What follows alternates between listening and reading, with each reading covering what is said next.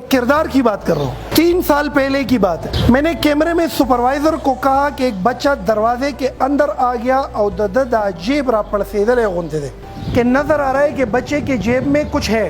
اب security point of view سے ہم کرتے یہ ہیں کہ جیب میں اگر کچھ ہے تو اٹ مینس کہ اس نے پسٹل باندھی ہوئی یا پھر کوئی بوتل ہے یا جو بھی ہے, ایسڈ ہو, کوئی خطرناک چیز ہے. تو سیکیورٹی کے لحاظ سے سپروائزر کو میں نے کہا اس بچے کو چیز کرو, اس بچے کے پیچھے آؤ, پیار سے ان سے پوچھو کہ بچے تمہارے جیب میں کیا ہے.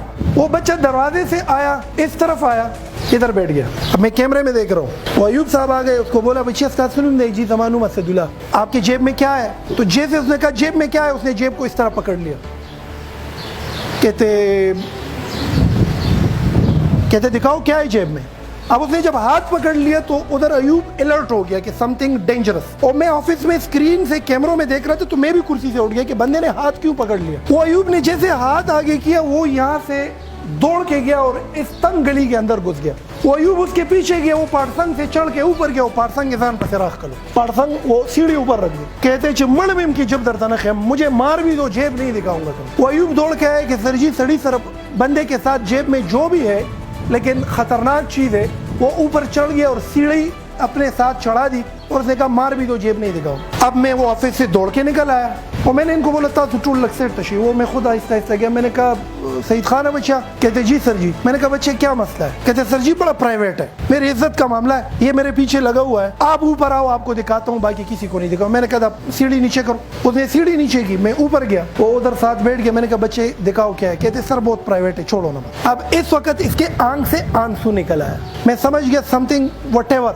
میں نے کہا اللہ کو حاضر ناظر جان کر کسی کو نہیں بتاؤں گا, بتاؤ تمہاری جیب میں کیا ہے. وہ جیب سے ہاتھ نکال کے اخبار میں 2 روٹیوں کے درمیان آدھا پیاز کا ٹکڑا پڑا تھا.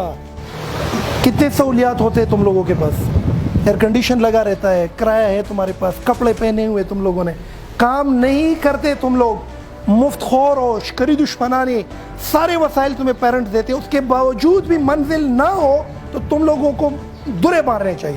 اس بچے کے جیب سے وہ 2 روٹیاں, وہ پیاز, اتنا بڑا سبق سکھا گیا مجھے اس وقت کہ میں حیران کر کے رکھ دیا. میں نے کہا بچے یہ کیا ہے. کہتے صبح 3:30 بجے میں منڈی جاتا ہوں, سارا دن ہاتھ گاڑی سے یہ ساگ اٹھاؤ ادھر رکھو, بادرنگ اٹھاؤ ادھر رکھو, آلو کی بوری اٹھاؤ ادھر رکھو. 11 بجے تک میں سبزی منڈی میں کام کرتا ہوں. 11 بجے سے تقریباً 2 بجے تک فروٹ منڈی میں آم کے کریٹ ہے اس میں کام کرتا ہوں. میں نے کہا پھر. کہتے اس کے بعد اتنا کماتا ہوں کہ گھر میں بوڑھی امی کو کھلاتا ہوں, پھر جو بچ جائے میرے لیے پیاز کا یہ آدھا ٹکڑا اور یہ 2 روٹیاں بچتی ہے یہ میں کھاتا ہوں, اس لیے میں نے نہیں نکالا. میں نے کہا یہ لوگ میرے مذاق نہ اڑائے. میں نے کہا پھر. کہتے پھر انگریزی پڑھنے کے لیے آتا ہوں. میں نے کہا وہ میرے پیچھے, ان کا استاذ بلایا. میں نے کہا اس بچے کی پرفارمنس بتاؤ. کہتے A گریڈ لے رہا ہے ابھی تک. کہتے کبھی چھٹی کی. کہتے نہیں کی چھٹی. اس بچے کے ہاتھ اس دن میں نے چوم لیے تھے اور وہ آج ایک بڑے مقام پر ہے. اگر یہ چیز فیس بک یا یوٹیوب پر چلتی ہے وہ ضرور اس واقعے کو کوٹ کریں گے. آج وہ بچہ ملٹی میلینئر ہے پاکستان, کیونکہ اس بچے کے پاس منزل تھا اور منزل کے لیے اس نے کبھی یہ سوچا ہی نہیں تھا کہ میں پیٹ پہ کھانا پورا کھا رہا ہوں کہ غلط کھا رہا ہوں. پیاز, آدھا پیاز اور 2 روٹیوں سے وہ بچہ منزل پر پہنچا. کتنے ناشکر ہیں ہم لوگ. اسی لیے طبیعت میں جذبات زیادہ ہے, اس لیے فاشسٹ ہے, اس لیے تھوڑے متکبر ہیں, اس لیے لیزی ہیں, اس لیے ڈیلے کرتے ہیں, اس لیے پروکریسٹینیٹ ہے, اس لیے قدرت چپیڑے پر نکالتا ہے. بگرز بنے ہوئے ہیں ہم لوگ. اس ایک بچے سے سبق سیکھے, پیاز کے ساتھ روٹی کھا کے کہاں پہ پہنچ گیا. آج اس بچے کے ہار نامے اس پاکستان کے فیصلے ہو رہے ہیں, بڑے پوزیشن پر ہے. وہ ماں اس کی مر گئی, تنہا ہے اس وقت, لیکن بڑے لیول پہ پہنچ گیا. زندگی رہی ملاقات کرواؤں گا آپ لوگوں کی اسی سٹیج پر اس بچے کے ساتھ. تو ناشکرے نہ بنے, منزل کے لیے خون نکالے, اپنا پیٹ پہ پتھر تک باندھ لے, ڈریس کی پرواہ نہ کرے. ایک آیا تھا کہ میں پریزنٹیشن اس لیے نہیں کر رہا ہوں کیونکہ زما پوندی چاو دی ہوئے خلق بارہ پورے خان دی. ان چیزوں سے آزاد ہو جاؤ. کچھ بچے کلاس نہیں لیتے کیونکہ وہ کہتے 3 دن سے نہائے نہیں ہے, پسینے کی بو آ رہی ہے, اس کی بھی پرواہ نہ کرو. دھوتی پہن لو, پٹے پرانے کپڑے پہن لو, پیوند لگاؤ کپڑوں میں. بادشاہ تو وہ ہے جن کے پاس منزل ہے یار.